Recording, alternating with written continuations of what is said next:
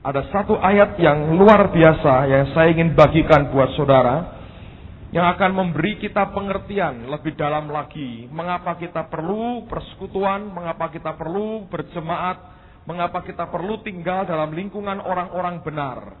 Coba lihat dalam Kisah Rasul pasal yang keempat, ayat yang ke-13. Saya akan bacakan dulu dalam bahasa Indonesianya, nanti saya akan bacakan dalam terjemahan yang lain. Kisah Rasul pasal 4 ayat yang ke-13. Ketika sidang itu melihat keberanian Petrus dan Yohanes dan mengetahui bahwa keduanya orang biasa yang tidak terpelajar, heranlah mereka dan mereka mengenal keduanya sebagai pengikut Yesus. Saya mau ulang lagi satu ayat ini, Anda perhatikan. Ketika sidang itu melihat keberanian Petrus dan Yohanes dan mengetahui bahwa keduanya orang biasa yang tidak terpelajar, heranlah mereka dan mereka mengenal keduanya sebagai pengikut Yesus. The Living Bible menerjemahkan dengan kalimat yang sangat kuat sekali. Saya bacakan buat saudara, kalimat ini berbunyi demikian.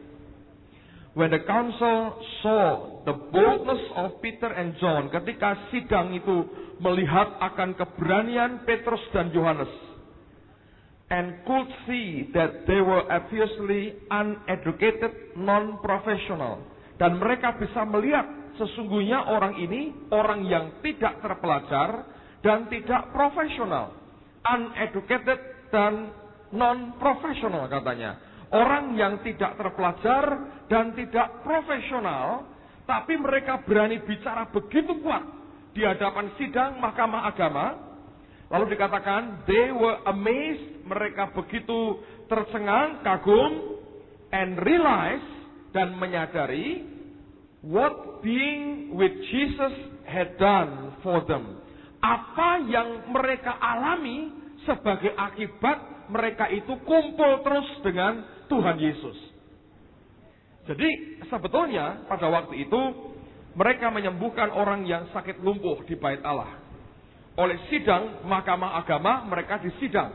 Kenapa kamu berani menyembuhkan orang ini? Lalu mereka berkhotbah di depan mahkamah agama. Nah, mereka tahu ini orang yang tidak terpelajar dan tidak profesional. Mereka bukan seorang teolog, mereka orang biasa, tapi mereka punya keberanian yang luar biasa. Nah, waktu mereka melihat keberanian mereka, mereka tercengang, mereka sadar, dikatakan istilahnya, what being with Jesus had done for them.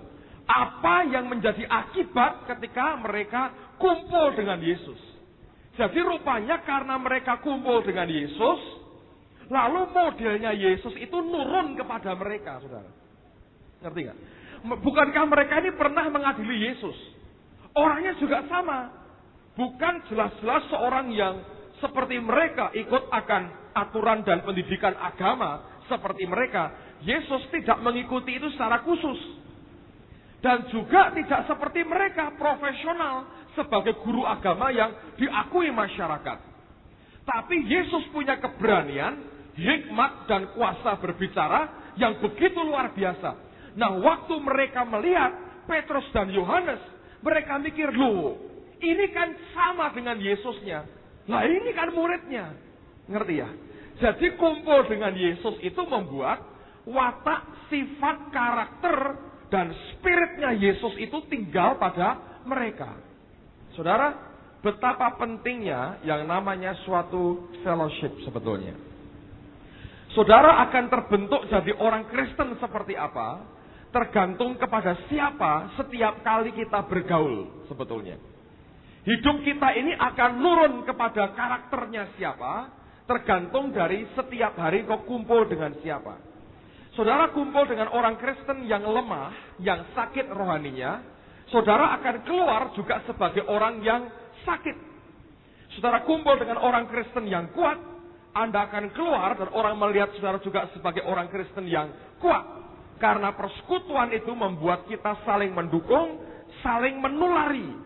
Nah, yang paling kuat di tengah-tengah mereka akan mengimpartasi, menularkan akan hal yang baik, tapi juga hal yang jelek bisa terjadi. Saudara kumpul sama orang-orang yang suka mabuk, dengan gampang Anda akan juga ikut minum minuman keras. Anda kumpul dengan orang dunia, dengan gampang Anda akan ikut dengan apa yang mereka kerjakan. Lalu kekristenan kita akan nampak seperti apa? Tergantung juga dengan siapa sebetulnya kita melekatkan diri dan kita mendekatkan akan diri kita. Karena mereka bersama Yesus pada waktu mereka bicara, persis seperti Yesus berbicara. Dan mereka sadar, oh gara-gara kumpul dengan Yesus. Dulu kita nyalitkan satu Yesus, sekarang mereka berhadapan dengan dua orang yang modelnya sama dengan Yesus. Pusing saudara. Masa mau disalib lagi? Dan itu yang membuat mereka tidak berdaya. Karena orang ini bukan hanya bicara dengan teori, tapi dia bicara dengan kuasa dari tempat yang maha tinggi. Nah sekarang pertanyaannya begini. Pak, saya ini kepingin sebetulnya kumpul dengan orang-orang rohani. Tapi kok nggak bisa? Gitu ya. Saya kok lebih bisa kumpul sama yang tidak rohani. Sebetulnya ini juga sekaligus barometer saudara. Untuk menguji akan batin kita masing-masing. Kenapa? Karena orang biasanya kumpul dengan orang lain, cenderung mereka mencari orang yang punya spirit yang sama. Kalau kita punya kerinduan akan Tuhan begitu besar, saudara pasti akan bisa kumpul dengan orang-orang yang rohani. Tapi kalau saudara tidak punya kerinduan yang besar akan Tuhan, susah kumpul dengan mereka. Karena level bicaranya, model bicaranya berbeda. Nah, untuk menguji batin kita, saya mau bacakan dua ayat terakhir pada malam hari ini. Yang pertama, coba lihat dalam Amsal pasal yang ke-17, ayat yang keempat. Amsal 17, ayat yang keempat. Alkitab yang mengatakan ini, saudara. Amsal 17, ayat yang keempat. Orang yang berbuat jahat, memperhatikan bibir jahat. Seorang pendusta, memberi telinga kepada lidah yang mencelakakan. The Living Bible mengatakan, the wicked enjoy fellowship with others who are wicked. Orang yang jahat menikmati persekutuan fellowship juga dengan mereka yang jahat. Liars enjoy liars. Seorang penipu pendusta juga menikmati kumpul dengan seorang pendusta. Jadi kalau spiritnya sama, dengan gampang kita akan kumpul dengan orang yang spiritnya sama. Kalau saudara ini orang yang sakit hati atau kecewa, dengan gampang Anda akan kumpul dengan orang yang kecewa dan sakit hati. Karena gatok kalau ngomong saudara, kelop. Banyak orang berkata ya itu karena bahannya sama. Bukan cuma bahannya sama saudara, tapi spiritnya sama. Nah, saya mendorong kita untuk setiap kali mengkoreksi akan kehidupan kita. Aku ini lebih senang kumpul dengan siapa sebetulnya? Apakah aku senang kumpul dengan anak-anak Tuhan yang rohani, yang bicara tentang Tuhan, yang mencari Allah sungguh-sungguh, atau aku lebih menikmati kumpul dengan orang-orang dunia? Nah, itu merupakan barometer kehidupan kita. Bukan dari manusia, tapi Alkitab berkata, the wicked enjoy fellowship with others who are wicked. Orang yang jahat itu menikmati persekutuan dengan orang lain yang juga adalah orang yang jahat.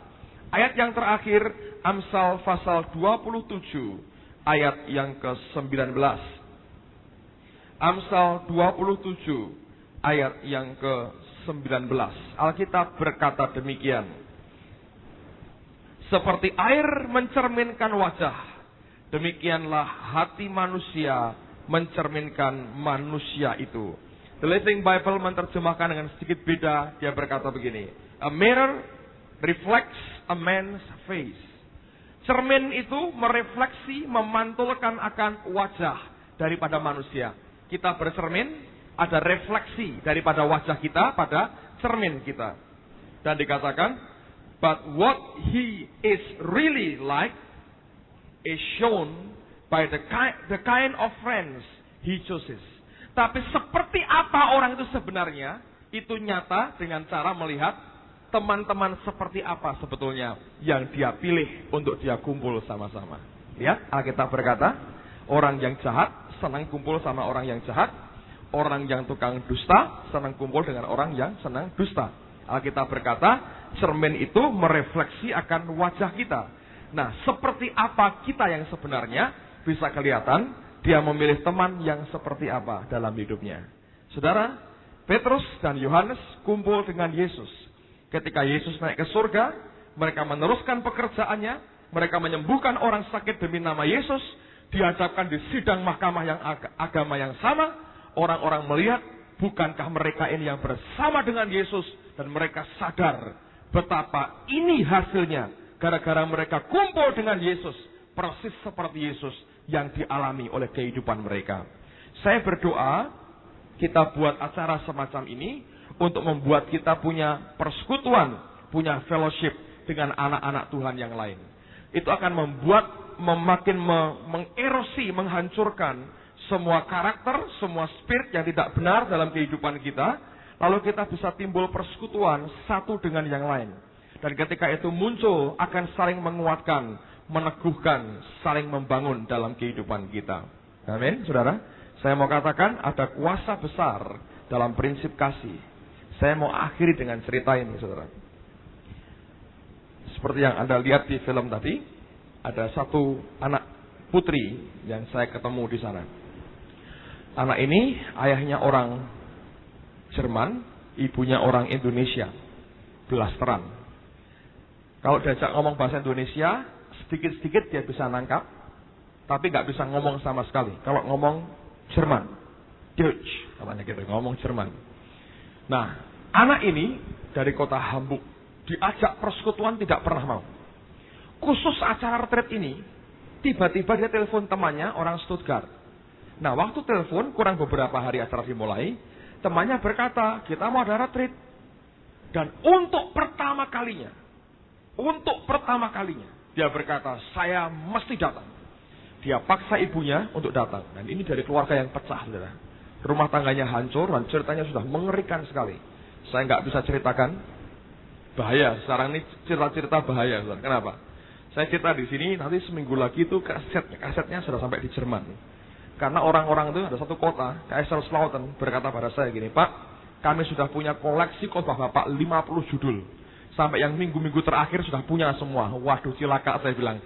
Jadi kalau saya ngerasani mereka harus global aja, supaya kalau enggak, gue ini ngerasani kita, ini ngerti langsung nyebarnya cepat sekali. Bayangin saudara, itu media itu kerjanya luar biasa. Nah, jadi pada orang-orang yang ngikuti di sini, orang Jakarta, beberapa orang yang ngikuti lalu itu disebar kemana-mana. Saya tidak keberatan karena itu memberkati mereka, oke? Nah, saudara sekalian, ini orang ruwet sekali keluarganya, dan dia berkata, pokoknya saya mau tinggalkan rumah, dia mau minggat. Tapi nggak tahu kemana, dan dia berdoa nangis. Lalu saya susah ngomong dengan dia pakai penterjemah, saudara, karena nggak bisa ngomong Jerman, saya itu ngomongnya nggak bisa ngomong Jerman lah pokoknya. Yang mau ngomong apa? Lalu saya ngomong Indonesia, diterjemahkan. Yang terjemahkan kurang ngerti Alkitab. Saya cerita Alkitab, lu ada cerita itu Pak? Ya ada, saya bilang. Malah bingung yang terjemahkan. Kamu pokoknya nuruti aja, saya ngomong apa? Saya mangkal ganti pembicara, ganti penerjemah. Nah, banyak yang begitu. Nah, lalu kemudian saya coba ceritakan ke dia, suruh supaya ngampuni. Dia gelengkan kepala. Dia berkata, aku sudah coba berkali-kali. Jujur, aku nggak bisa ngampuni orang tuaku. Pokoknya aku harus keluar dari rumah. Nah, sudah, mau apa? Saya undang penerjemah lagi seorang, itu istrinya Pak Hartono. Saya undang, duduk di situ. Ngomong-ngomong sampai jam 12:30 malam, saudara. Dengan maminya saya ngomongi, minta maaf ya. Ya, saya mau minta maaf. Datang maminya, ngomong pakai bahasa Jerman. Nah, ngono, tapi tidak ngerti saudara ngomongnya apa. Pokoknya yang sebelah saya bisi ini ngomongnya gini Pak. Ya, sudah nggak ngerti ya, percaya aja saudara. Tapi intinya dia minta maaf. Dia minta maaf, anaknya gimana? Gak bisa, aku gak bisa. Aku sudah coba, aku gak bisa. Dan itu mengerikan sekali cerita keluarga itu. Lalu sudah itu, ya sudah, mau apa lagi? Terus dia balik tanya, sekarang saya suruh apa? Ya mengampuni. Lah aku gak bisa. Nah, terus aku suruh apa? Waduh, saya ini sampai bingung saudara, ini suruh apa? Ngampuni nggak bisa. Ya jujur, dia bilang ada orang yang, oh ya bisa, tapi dendamnya masih. Ini orang jujur, saya nggak bisa. Saudara, kami ngomong terus sampai jam 1, doakan, nangis tuh ya, nggak bisa keluar suara, nggak bisa keluar air mata. Cuma mewek-mewek tapi kayak orang kesakitan, ngerti? Kasihan, umur 16. Udah psikiater apa udah dipanggil. Nggak bisa. Lalu dia berkata, saya pokoknya harus keluar dari rumah. Ini wajah tertekan sekali. Lalu kami minta hikmat Tuhan, sembayang. Saya bilang gini, anak ini sementara harus keluar dari rumah orang tuanya. Mana apa ada ya keluarga yang mau nampung? Nah di Jerman semua hidup pas saudara ya, nggak bisa mewah-mewahan. Kerja juga berat, pengeluaran juga besar. Lalu Tuhan sebetulnya sudah ngomong nih sama ibu ini, Ibu Hartono. Dia rupanya juga masih nimbang-nimbang. Ya tidak nerima anaknya orang begini. Kami gumul lama sekali. Akhirnya Tuhan ingatkan. Jadi sebelum retret dimulai, tantangan begitu banyak. Lalu ada seorang anak Tuhan itu diberitahu Tuhan gini. Ini Ibu Hartono ini dalam retret nanti disuruh ngambil anak seseorang, suruh ngakoni anak. Terus ngomong gini, Bu Hartono ini suruh ngakoni anak satu orang. Nah tapi nggak tahu. Nah karena sibuk dia lupa. Pada waktu peristiwa itu, dia ingat betul perkataan temannya. Dan dia ngerti, aku yang harus bertindak. Saudara tahu yang terjadi? Dia ngomong gini. Dia ngomong pakai Jerman nih. Saya diberitahu, dia Indonesiakan, jadi saya ngerti saudara. Katanya, loh kok Bapak ngerti? Nggak ngerti, dia Indonesiakan baru saya tahu. Dia bilang gini, sudah ya, kamu tak pe anak ai, katanya, ini orang Surabaya. Tak pe anak ai. Kamu sekarang manggil aku Mami ya. Nanti 2 minggu ini kamu tinggal di rumahku. Aku ini punya restoran kecil. Kamu tak ajari belanja, tak ajari masak, tapi kamu ngewangi aku juali orang makan. Mau nggak kamu tinggal di rumahku? Begitu perkataan itu diucapkan saudara. Wajah ini bisa biak. Ketawa. Lego saya saudara. Dari orang nangis-nangis gak keluar suara itu. Bisa ketawa luar biasa. Langsung biak saudara. Memang belum selesai. Dengan maminya belum beres. Duduk dijajari maminya, dusir maminya. Suruh sana. Tidak mau. Jajaran maminya aja gak mau saudara. Ngerti? Betapa parahnya kehidupan seperti itu. Tapi ketika ada orang-orang percaya yang mau accept, mau menerima mereka, beda. Wajah ini bisa. Anda lihat ya?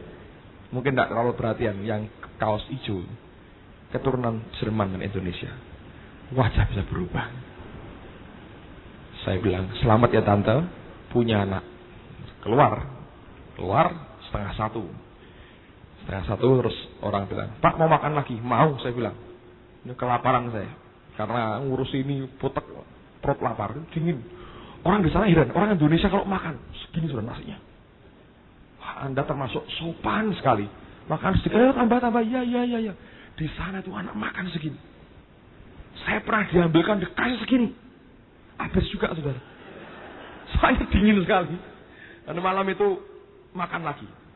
Sambil makan, Pak Hartono diberitahu, ini tak ambil anak Pak. Ya wis, memang kita nggak punya anak wedok katanya. Lalu ini suaminya kan guru sama maminya dipanggil. Besaran ya, kowe karo aku katanya begitu. Tapi dia guru, cuma itu membuat wajah anak ini beda saudara. Luar biasa. Cerah sekali. Dan terus saya perhatikan dia dengan gampang bisa bergaul dengan yang lain. Aneh ya. Itu kuasa kalau orang diterima sebagai saudara. Dahsyat sekali. Mengubah hidup orang. Selesai acara, malam harinya saya ditelepon. Hilang anaknya saudara.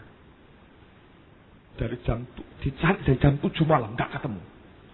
Saya doa, saya bilang ini. Gak hilang anakmu. Dolan anakmu. Betul jam 10 sama 2 temannya main ke rumah orang Stuttgart. Pulang, kamu dari mana? Main ke rumah teman. Ketawa, anak 16. Ya seperti anak-anak gitu ketawa. Bebas sekali, bisa free. Saya bilang, lihat, gak hilang anakmu. Dan saya mau katakan saudara, lihat hidup orang dirubah Tuhan. Itu menyenangkan. Amen saudara. Saya mau dorong saudara, saya mau himbau saudara. Mari kita miliki persekutuan ini. Bukan sebagai acara rutin, tapi ingat, Petrus dan Yohanes kumpul dengan Yesus. Ketika mereka tampil, orang berkata, ini karena kumpul dengan Yesus. Kalau kita sebagai anak-anak Tuhan, kumpul dengan anak Tuhan yang lain, kita akan saling dikuatkan. Kalau sendirian, siapa yang kuat, saudara? Gak ada orang yang tahan. Bersama-sama, saya percaya, Kita akan kuat, kita akan menang, kita akan sukacita, dan Tuhan akan melimpahi kita dengan anugerahnya. Amin, saudara. Saya berdoa, mari beri hidup kita kepada Tuhan lebih jauh lagi. Dan kita akan menikmati setiap anugerahnya, semua keindahan yang Dia beri. Kita berdiri bersama-sama, saudara. Haleluya. Mari katakan, Dia sungguh indah. Dia